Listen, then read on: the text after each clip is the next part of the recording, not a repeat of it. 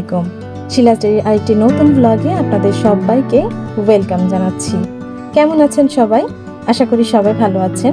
আমরা আল্লাহর রহমতে বেশ ভালো আছি। আশা করছি আজকের ব্লগটি আপনাদের সবার কাছে ভালো লাগবে। তো চলুন শুরু করি আজকের ব্লগটি। এখানে ক্যামেরা অন করার আগেই এখানে দুইটা পাখি সুন্দর কিচিরমিচির করছিল। তাদেরকে দেখে যেই না ক্যামেরাটা অন করেছি সেই তারা একদম লজ্জা পেয়ে একদম নিচে নেমে চলে গেল। বেচারা তাদের বসাটাই মনে হয় আমি ডিস্টার্ব করলাম, এটাই মনে হচ্ছিল।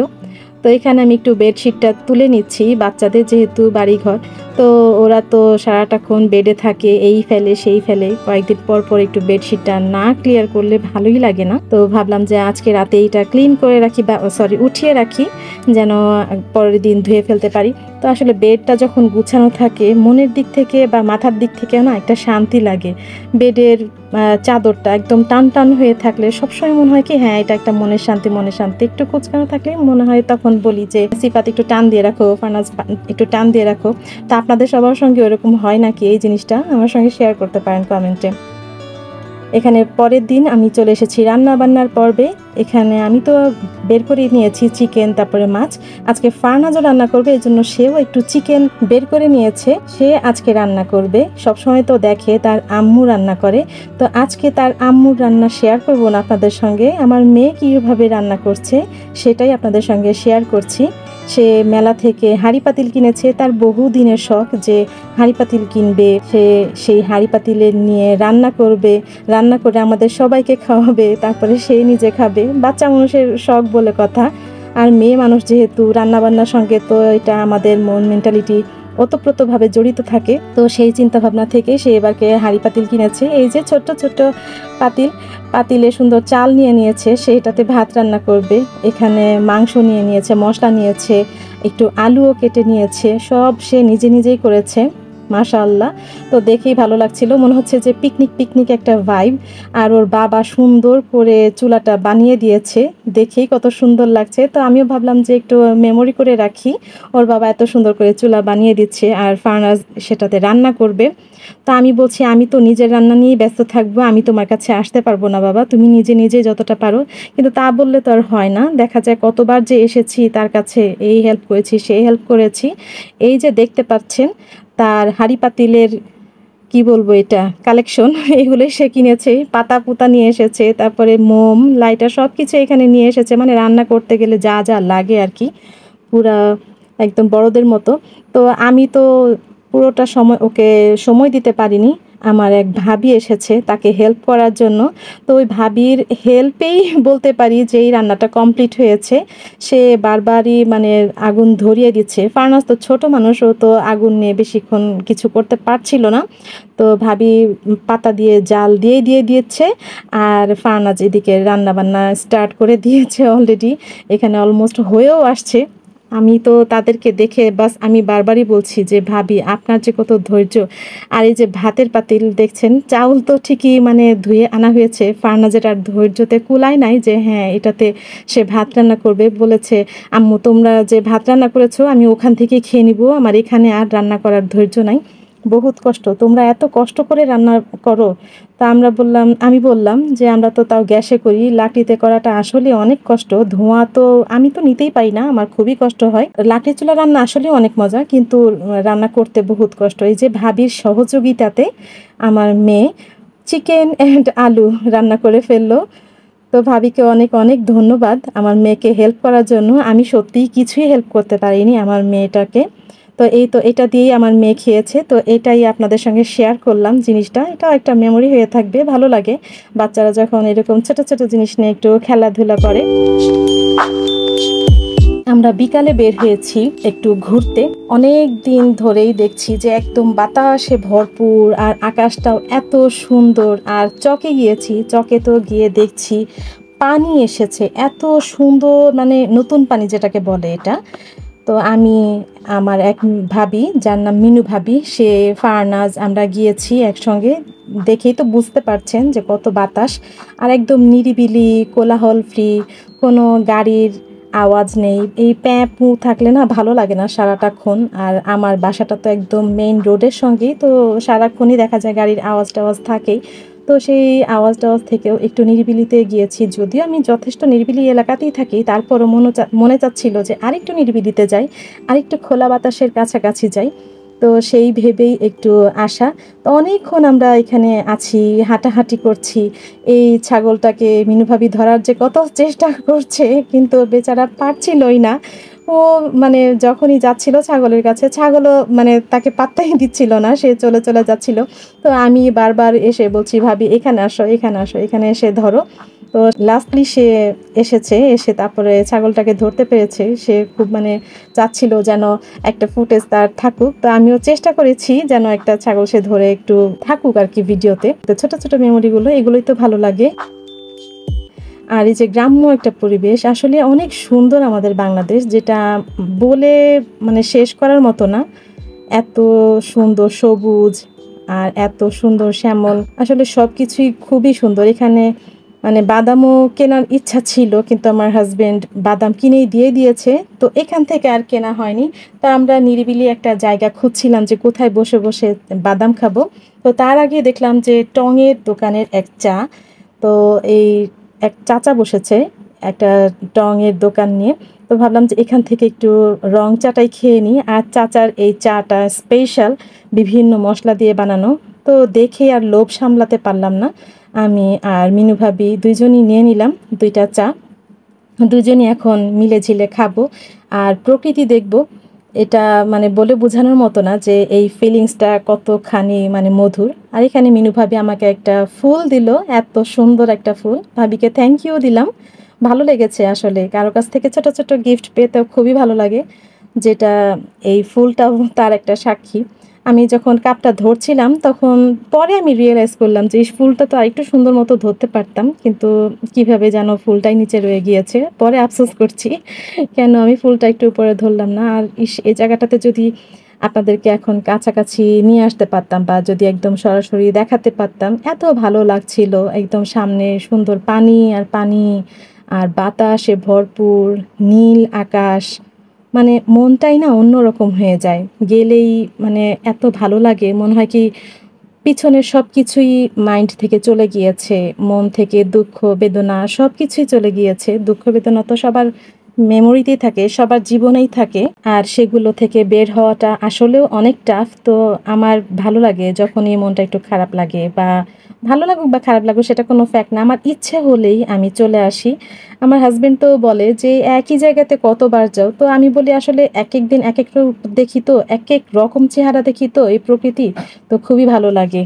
এখানে এক ভাইয়া সুন্দর মাছ মারছিল। এখানে অনেক ভাইয়াই এরকম মাছ মারছিল, ছোট ছোট বাচ্চারাও মাছ মারছিল। তো দেখে আমিও কাছাকাছি আসলাম, দেখলাম যে কি কি মাছ মারছে। তো কই মাছ আছে, আরও কি কি মাছ যেন আছে। তো অনেকক্ষণ ওনার সঙ্গে গল্প গুজব করছি যে বড়শি দিয়ে মাছ ধরছে, কেমন লাগছে। তো উনি বলতেছে যে হ্যাঁ খুবই ভালো লাগছে। তো আমি বললাম যে আপনি কয়টা থেকে এখানে মানে মাছ ধরছেন? তো বলছে যে আমি 3টা থেকে। তো আমি যখন ঘড়ি দেখলাম তখন বাজে প্রায় 5:45। তো আমি এতটাই শকড যে এতটাক্ষণ ধরে আপনি মাছ ধরছেন, আর এই যে সামান্য এই কয়টা মাছ, মানে আসলে ধৈর্যকে স্যালিউট করতে হয়। এত ধৈর্য, মাশাআল্লাহ। আমি হলে তো এতক্ষণ থাকতেই পারতাম না, বাবারে বাবা, যে সময় লাগে বড়শিতে মাছ ধরতে। তো ওনারা ধরছে, সেই সিনারিটাও দেখতে ভাল লাগছিল। এখানে অনেকগুলো ভেড়া, মনে হচ্ছিল যে একটা ভেড়া নিয়ে চলেই আসি বাসাতে। আমার ভেড়ার মাংস খেতে ভালো লাগে, তাই এখানে অনেকগুলো দেখেই মানে মনে হচ্ছিল যে একটাকে নিয়ে যাই। এগুলো তো ছোট ছোট বাচ্চা, বাচ্চা তাদের মার সঙ্গে এসেছে, ঘুরছে আর অবাধে ঘাস পাতা সব কিছুই খেয়ে যাচ্ছে। গ্রামের সিনারিগুলাই আসলে ভালো লাগে, সেটা যেরকমই হোক না কেন, গ্রাম তো গ্রামই, তাই না? আর এটাই তো আমাদের বাঙালিদের সবারই একদম শেকড়, এটাকে তো অস্বীকার করার কোনো ওয়েই নেই আমাদের। তো ভালো লাগে গ্রাম বাংলা যেমনই হোক না কেন। ফারনা যেখানে ভেড়া নেওয়ার জন্য খুবই প্রথম থেকে রিকোয়েস্ট করছিল, তো আমি বললাম যে হ্যাঁ হ্যাঁ ঠিক আছে নাও। আসলে এরকমভাবে ছোট ছোট জিনিস যদি ওকে আগ্রহ না দিই, তাহলে দেখা যাবে এটার প্রতি একটা ভীতি থেকে যাবে। তা আমি চাই না সেই ভীতিটা থাকুক, আমার ইচ্ছা যে হ্যাঁ সেও ধরুক। আমার ভাগ্নি আবার প্রচুর ভয় পায়, যে কোনো এরকম প্রাণী দেখলে তার কাছে যেতে ভয় পাবে, ধরতে ভয় পাবে। তো ফারনাজ মাশাআল্লাহ একদম সুন্দর ধরে। আমি চাই আমার ভাগ্নিটাও এরকম সাহসী হোক। আয়াত, তুমি যদি দেখে থাকো, তোমার জন্য এই কথাটা আমার বলা। তুমিও বিড়াল ধরবা, ভেড়া ধরবা, ছাগল ধরবা। আয়াত আমার ভাগ্নির নাম, তো আমি এই জন্য বলে দিলাম। তো এখানে আসলে অনেক দূর হাঁটছিলাম আমরা, প্রায় কতক্ষণ, 1 ঘন্টার মতো হেঁটেছি। হাঁটছিলাম এ কারণেই যে প্রকৃতিটা তো দেখছি, আর মেইন কথা হচ্ছে রিক্সা পাচ্ছিলাম না। এতক্ষণ হাঁটতে হাঁটতে মনে হচ্ছিল কি একটা রিক্সা পাই, একটা রিক্সা পেলেই আমরা জাস্ট উঠে আরেকটা জায়গাতে যাব, এরকম প্ল্যান ছিল। কিন্তু হাঁটতে হাঁটতে অনেক দূর হাঁটার পরও দেখছি যে না, রিক্সার কোনো খবরই নেই। রিক্সা পেতে পেতে আমাদের অনেক দেরি হয়েছে। তো ভালোই হয়েছে এক হিসেবে, আমরা হেঁটে হেঁটে প্রকৃতি দেখতে দেখতেই যাচ্ছি। তো অবশেষে একদম 1 ঘন্টা পরেই আমরা একটা রিক্সা পেয়েছি। রিক্সাটা পেয়ে আমরা অন্য একটা জায়গাতে চলে এসেছি। এসে সেই যে আমার হাজবেন্ড বাদাম কিনে দিয়েছিল, সেটা খাওয়ার মতো একটা সুযোগ পেয়েছি। একটু নিরিবিলি বসে তারপরে একটু রিল্যাক্সে খাচ্ছি বাদাম, এরপরে গল্প করছি। মিনু ভাবির সঙ্গে যতক্ষণই সময় থাকি আসলে খুবই মজা লাগে। বিভিন্ন মজার মজার কথা বলে, আর হাসাহাসি তো চলতেই থাকে। তো খুবই ভালো লাগে। আমি তো কয়েকদিন পর পরই বলি যে হ্যাঁ, আমার বাসায় চলে আসো, বা চলো এখানে যাই সেখানে যাই। হুটহাট করে প্ল্যান করে বিভিন্ন জায়গাতে যেতে না ভালো লাগে। এখানে বাদাম খাচ্ছিলাম, আমার পাশে এই যে ভেড়া মশাইগুলো এসেছে, মনে হচ্ছিল কি চিড়িয়াখানাতে এসেছি। তো মজা লাগছিল দেখে। এতক্ষণ ছিল না, কোথা থেকে যেন এরা এসে এখানে হুট করে ঘাসগুলো খাচ্ছে। তো যেখানেই যাই সেখানেই একদম বাংলার প্রকৃতি আর প্রকৃতি। আপনাদের কাছে কেমন লাগছে আমাকে জানাবেন। আমার ভিডিও যদি ভালো লেগে থাকে তাহলে please like, comment, share, subscribe কিন্তু অবশ্যই করবেন, ভুলবেন না প্লিজ। কারণ আপনাদের কমেন্ট, শেয়ার, সাবস্ক্রাইব এগুলোই কিন্তু আমাকে আরও উৎসাহিত করে নতুনভাবে ভিডিও দেওয়ার জন্য। আর আপনারা কমেন্ট করবেন কে কোথা থেকে দেখছেন, তাহলে এটাও আমার জেনে ভালো লাগবে যে আপনারা কোন কোন জেলা থেকে দেখছেন। এখানে আমরা অনেকক্ষণ বসার পরে কফিও খেয়েছি। কফি খেয়ে আমরা বাসাতেও চলে আসছিলাম, তখন দেখছি একজন পুঁই শাক নিয়ে বসেছে। সেই পুঁই শাকও ওখান থেকে নিয়ে নিয়েছি। আর এটা তো পরের দিনের ভিডিও। আমি তো বাসাতে পুঁই শাক নিয়ে এসেছি, বেছেছি। বাছার পরে এই পুঁই শাকটা আজকে রান্না করব। পুঁই শাকটা এত ফ্রেশ ছিল, একদম মাত্রই নিয়ে তারপরে গাড়িতে করে যাচ্ছিল আর কি, সেখান থেকে আমি এক আটি রেখে দিয়েছি। তো এই পুঁই শাকের জন্যই যত আয়োজন করেছি। এখানে আলু নিয়েছি দুইটা মিষ্টি আলু নিয়েছি, মানে 2 ধরনের আলু এরকম ছোট ছোট টুকরা করে নিয়েছি।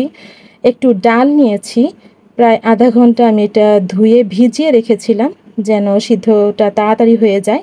কাঁঠালের বিচি নিয়ে নিয়েছি পরিমাণ মতো, সবগুলোই দিব না, যতখানি লাগবে আমি ততখানি নিব, আগে ভাপিয়ে নিব। আর এখানে তো পুঁই ডাঁটা এবং কাঁচামরিচ এগুলো সব কিছুই দিব। তো আজকে মাছ টাছ খেতে ইচ্ছে করছে না, আজকে ভাবছি যে এই পুঁই শাকটা দিয়েই খাবো, আর সঙ্গে টুকটাক যেগুলো তরকারি আছে সেগুলো দিয়ে চলে যাবে, হয়ে যাবে।